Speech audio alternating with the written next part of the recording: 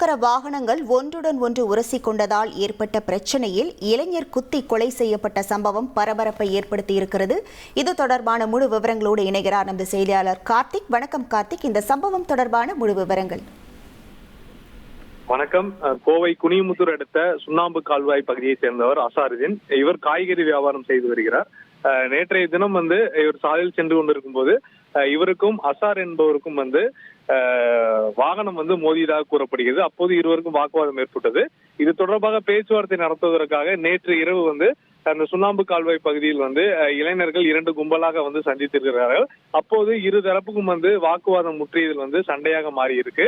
இதில் அசாருதீன் என்பவரின் வயிற்றில் கத்தியால் குத்தியிருக்காங்க. உடனடியாக அங்க இருக்கக்கூடிய தனியார் மருத்துவமனைக்கு அழைத்து சென்றிருக்காங்க. அங்கு அதிக ரத்தப்போக்கு ஏற்பட்டதன் காரணமாக அரசு மருத்துவமனைக்கு அழைத்து சென்றிருக்காங்க. அங்கு சிகிச்சைக்காக அனுமதிக்கப்பட்ட நிலையில் இன்று அதிகாலை சிகிச்சை பலனின்றி அவர் உயிரிழந்தார். இது தொடர்பாக குனிமுத்தூர் போலீசார் வழக்கு பதிவு செய்து 6 பேரை தேடி வருகிறார்கள். 2 சக்கர வாகனத்தில் மோதிக்கொண்ட விவகாரத்தில் கத்தி குத்தி சம்பவம் ஏற்பட்டு ஒரு உயிரிழந்த சம்பவம் பெரும் பரபரப்பை ஏற்படுத்தியுள்ளது. உங்கள் முழு விவரங்களுக்கு நன்றி கார்த்திக். தந்தி டிவியை உங்கள் கேபிள் டிவி ஆபரேட்டரிடம் இலவசமாக கேட்டு பெறுங்கள்.